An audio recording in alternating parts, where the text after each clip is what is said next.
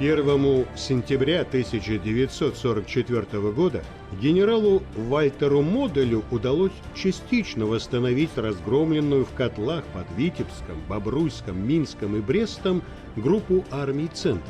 Для этого немецкое командование перебросило 46 дивизий и 3 бригады из Германии, Норвегии, Италии, Нидерландов, всего 300 тысяч человек, 600 танков и самоходных установок, около 8 тысяч орудий и минометов, 750 боевых самолетов. Чтобы связать советские войска боями и помешать захватить плацдармы на западном берегу Вислы, немцы нанесли мощный контрудар на Варшавском направлении.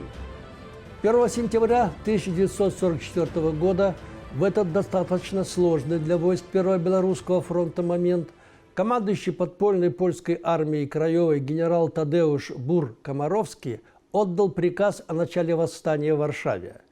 Это довольно интересный документ. Из приказа командующего армией Краевой от 1 сентября 1944 года.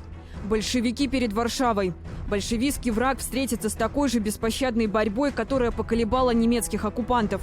Действия в пользу России являются изменой Родине. Коменданта армии Краевой обязал подавить всякие попытки поддержать Советы. Немцы удирают к борьбе с Советами. Да здравствует свободная Польша! Руководители восстания не поставили в известность о вооруженном выступлении ни командующего Первым Белорусским фронтом, ни командования войска польского. Только 3 сентября глава польского правительства в изгнании Миколайчик на встрече со Сталиным сообщил: в Варшаве уже 2 дня идет сражение нашей подпольной армии с немцами. Армия эта добилась уже значительных успехов, хотя помощь извне крайне необходима. Затем пан Миколайчик попросил, чтобы ему помогли выехать в Варшаву. На замечание Сталина, что в городе немцы, Миколайчик ответил: Варшава будет свободна со дня на день. Гладко было на бумаге, но забыли про овраги. Своей главной задачей повстанческое руководство посчитало не захват мостов через Вислу для прохода советских войск, а овладение зданиями в центре столицы для размещения лондонского правительства и аэродрома для приема англо-американских парашютистов. Несмотря на героизм рядовых участников восстания, они не могли противостоять регулярным частям вермахта и головорезам из подразделений СС. К тому же не хватало оружия и боеприпасов. Из воспоминаний командующего Первым Белорусским фронтом маршала Советского Союза Константина Рокоссовского. С 13 сентября началось снабжение по воздуху повстанцев оружием, боеприпасами, продовольствием и медикаментами. Это делали наши ночные бомбардировщики по 2, сбрасывая груз с низких высот в пункты, указанные повстанцами. И лишь когда расчеты на помощь со стороны англо-американских союзников не оправдались, Бур-Комаровский обратился через Лондон к советскому правительству с просьбой о военной поддержке восставших. Ставка и Генеральный штаб Красной Армии были вынуждены спешно планировать спонтанную варшавскую стратегическую наступательную операцию. Незапланированный эпилог операции «Багратион», Варшавская операция, проводилась силами 2-го и 1-го белорусских и 1-го украинского фронтов до 2 ноября 1944 года.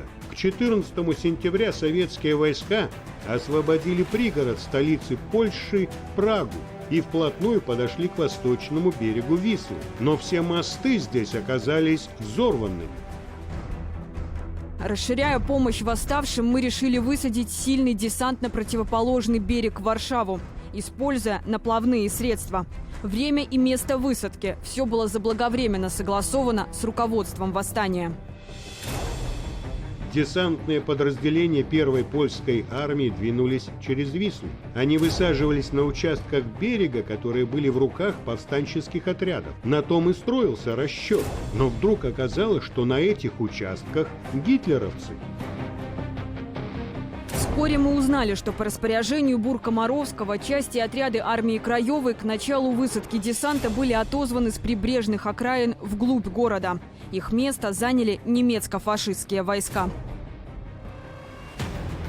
После того, как попытки Красной армии и войска польского пробиться к Варшаве не увенчались успехом, гитлеровцы усилили натиск и заставили генерала Бур-Комаровского подписать акт о капитуляции.